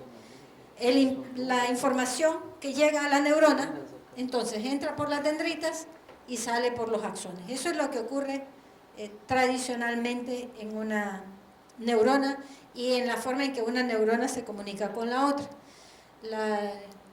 La forma clásica, bueno, ustedes la ven aquí en la vida real, es más o menos así, no es tan esquemática como la presentamos. En la neurona, tal vez hay varias cosas que voy a destacar aquí, no vamos a profundizar en una clase de esto, pero sí vamos a destacar algunas cosas que son importantes para entender después los procesos.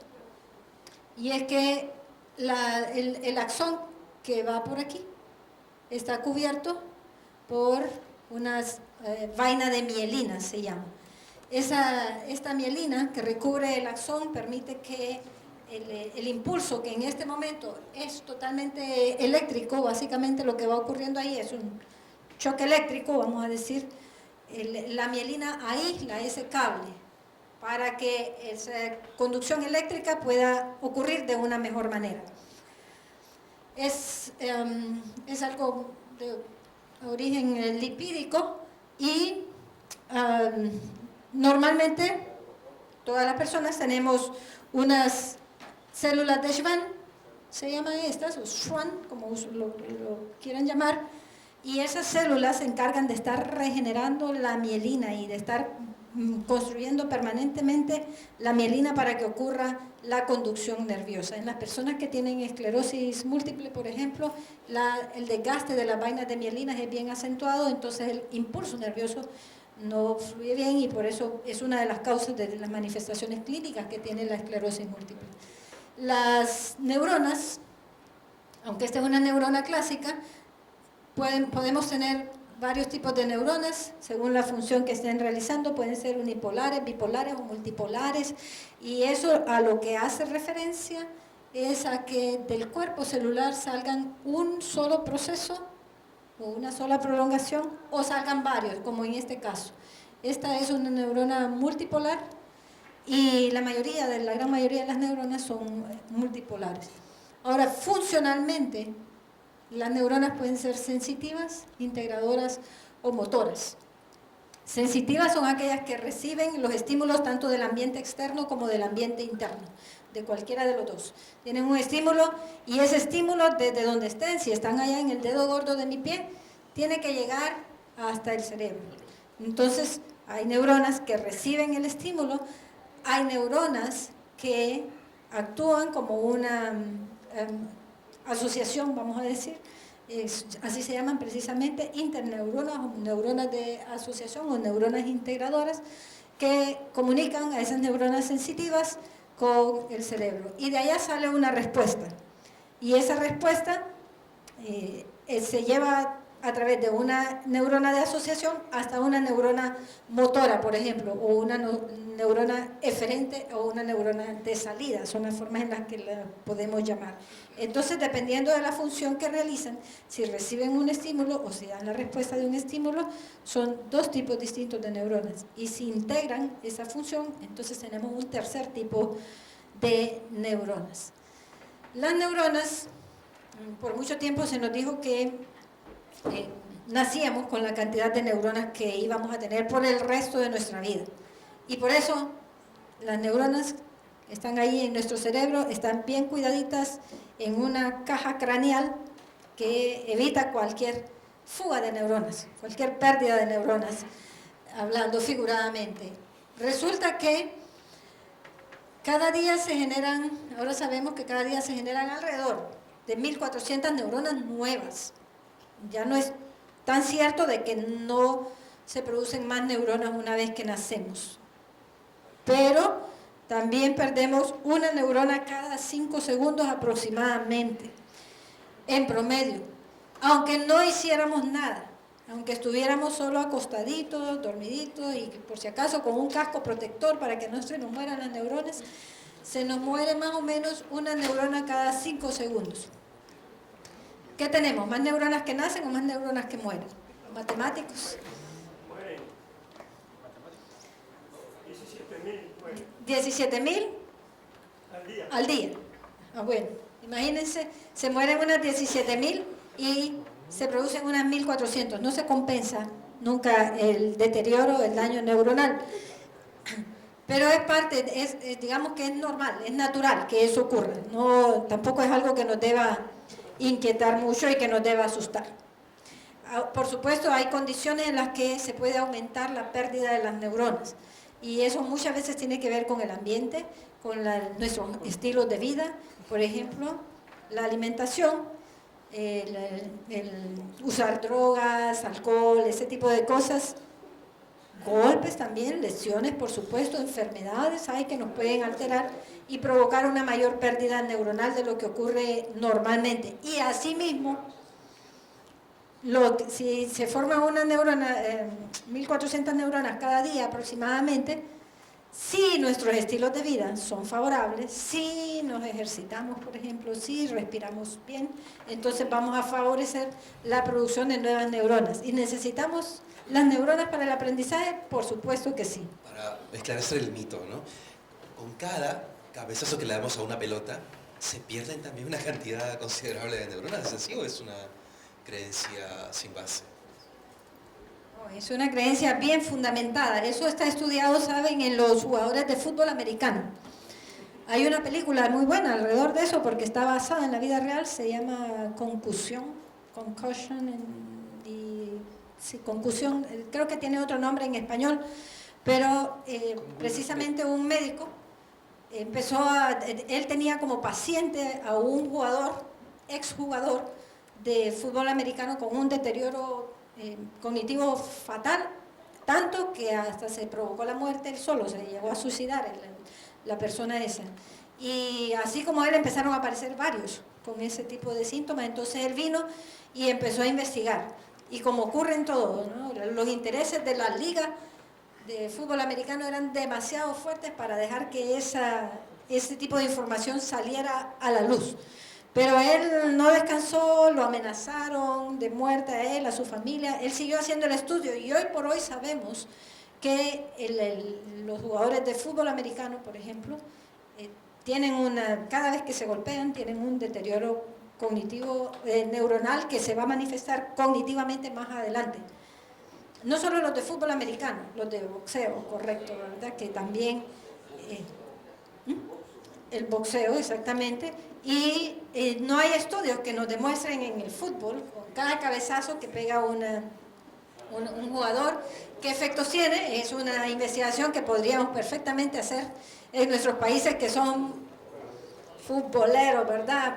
Perú estuvo por primera vez en el Mundial el año pasado, ¿verdad? En Honduras hemos estado 3 veces, pero sí, 3 veces. Y no, hemos llegado ahí por lo menos, ¿verdad? Y ahí termina la historia. Pero sí, en estos países el fútbol es tan importante que valdría la pena hacer esa investigación. Justamente una de las investigaciones que en el grupo estamos comenzando ahora es se llama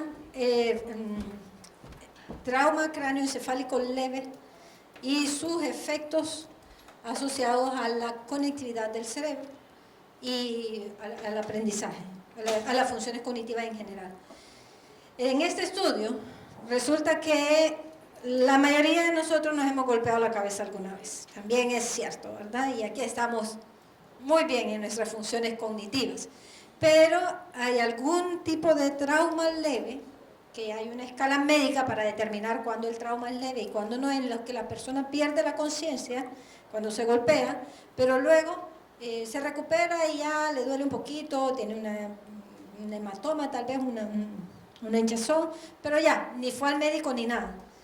Con el tiempo, se ha identificado que con el tiempo, ese golpe de ese momento puede mostrar secuelas.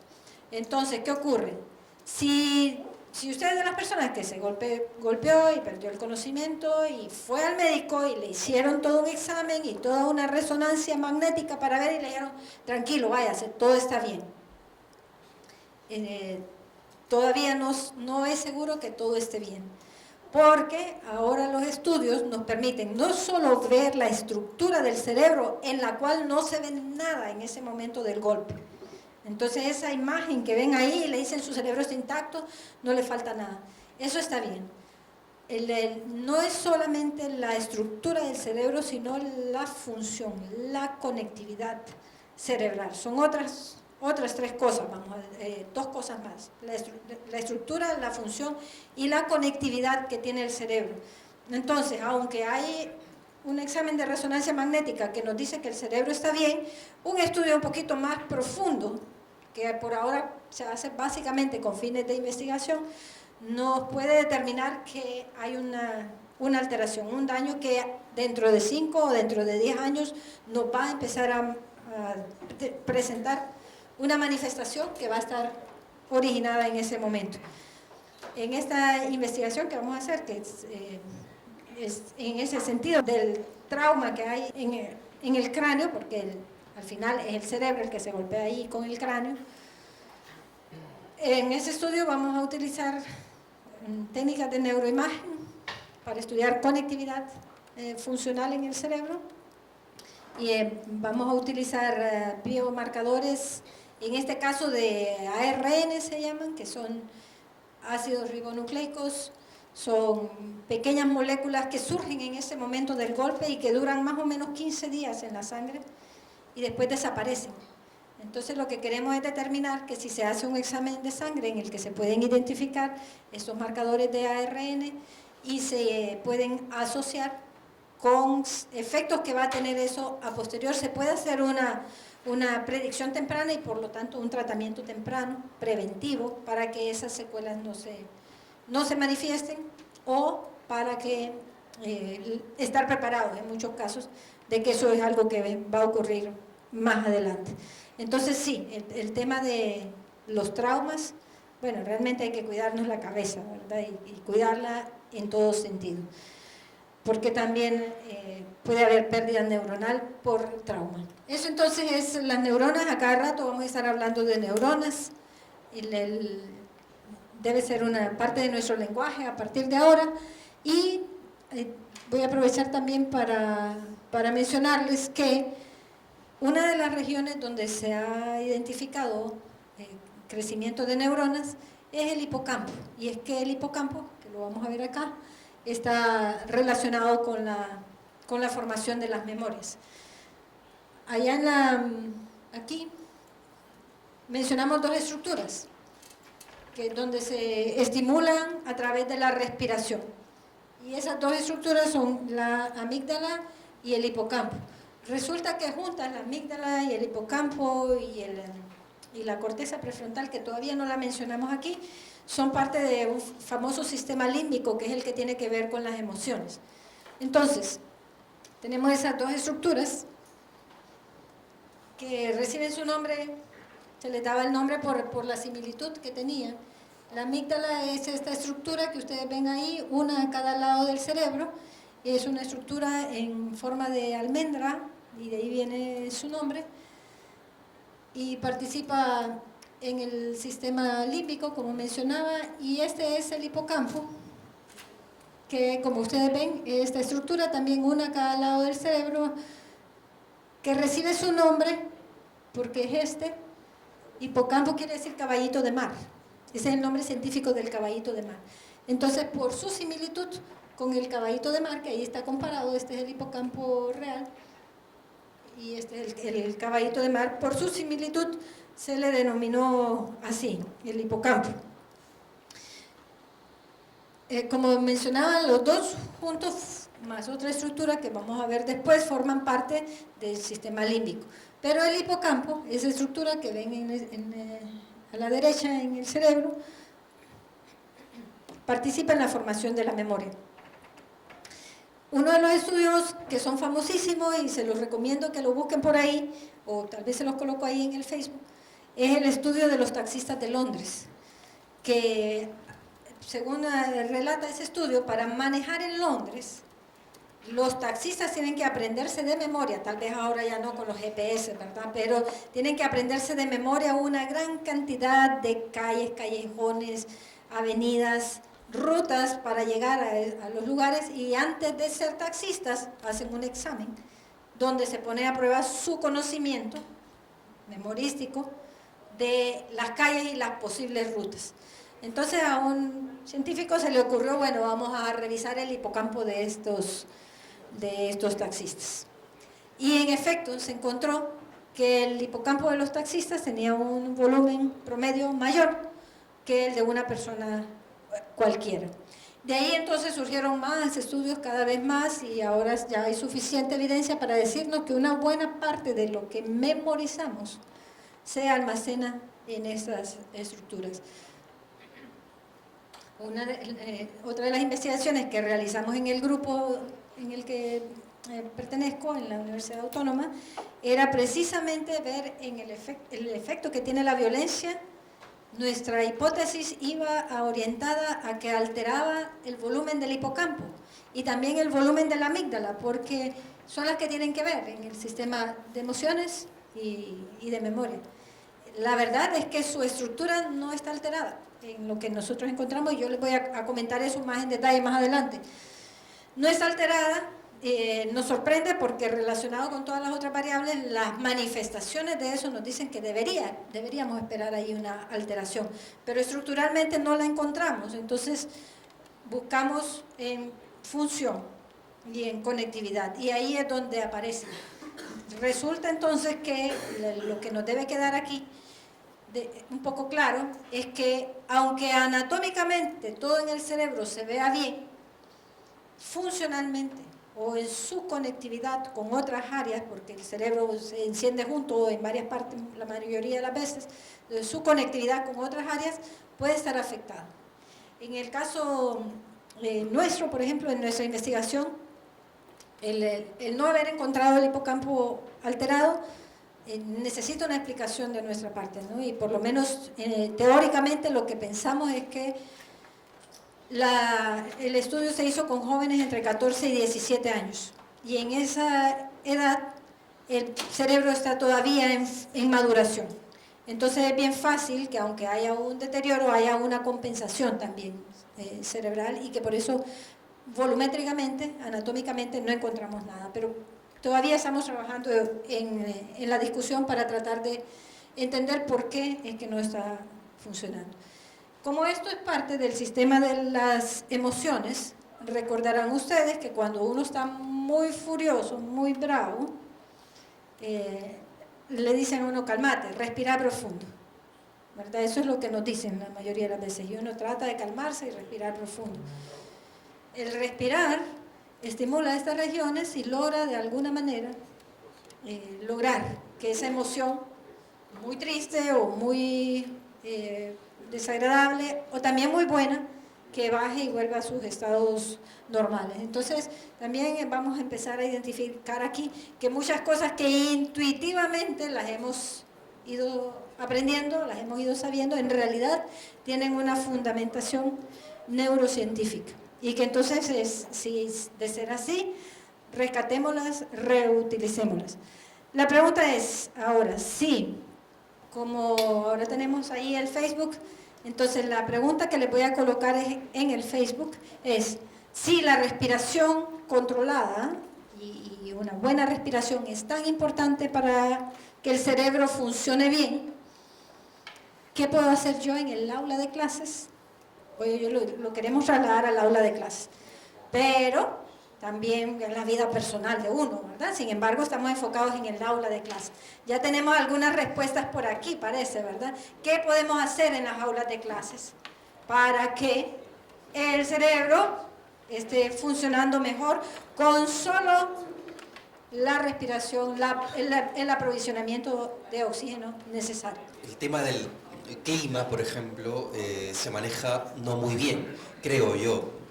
A veces se cierra todo, ventanas, cortinas, puerta, y efectivamente quien llega a la clase después se encuentra un aula cargada, ¿no? De acuerdo, pero también uno razona que esto es un problema porque efectivamente el aula encerrada también es una amenaza para la propia la salud de los chicos, porque efectivamente inhalan todos los bichos que van desechando todos al respirar juntos, ¿no? Eso es muy, muy evidente. Entonces siempre dejar un canal de ventilación es, creo yo, indispensable, ¿no? Es algo interesante saber, por ejemplo, que cuando los estudiantes tienen una primera experiencia dentro de un trabajo académico, didáctico, los estudiantes presentan siempre esos rasgos ansiosos. Entonces sería bueno hacer un ejercicio con ellos. Por ejemplo, los estudiantes cuando recién tienen una experiencia de exposición y se enfrentan con compañeros que recién conocen, los rasgos ansiosos son, pues, están en su máximo nivel. Ahí, por ejemplo, es bueno que el docente realice con ellos un ejercicio de respiración para tranquilizarlos, para que ellos sepan que lo que van a realizar en este momento es un evento tan importante en su vida académica y que las ideas fluyan, ¿no? Porque cuando la ansiedad está en su máximo nivel, los estudiantes empiezan a tener problemas inclusive hasta de lenguaje, porque se presenta a veces la tartamudez, por ejemplo. Entonces, es bueno también en ese aspecto. Igual también es bueno hacer un pequeño ejercicio cuando van a realizar una evaluación escrita, porque a veces los docentes, justo el día de la evaluación, llegamos con la cara más cuadriculada, ¿no? Porque es la evaluación, ¿no? O sea, tú no puedes hacer esto, tú no puedes hacerlo de acá, mira, así. Entonces, a veces eso mismo origina en el estudiante unas emociones negativas. Entonces, también es bueno que el docente, porque de repente el docente también llegó medio ansioso, también es bueno que haga su ejercicio acompañado de los estudiantes. Ya tenemos varias respuestas aquí, traten de cada vez aportar algo nuevo. Yo creo que podemos enriquecer mucho de la creatividad de cada uno, de los conocimientos que tiene cada uno, de la experiencia, de lo que ya han vivido, de lo que ya han visto. Entonces vamos a continuar mañana. Mañana cuando vengamos voy a retomar lo que ustedes hayan escrito y yo les voy a traer lo que yo traigo propuesto para mejorar nuestras prácticas pedagógicas solo relacionado con el tema de respiración. Bueno, que tengan un feliz día.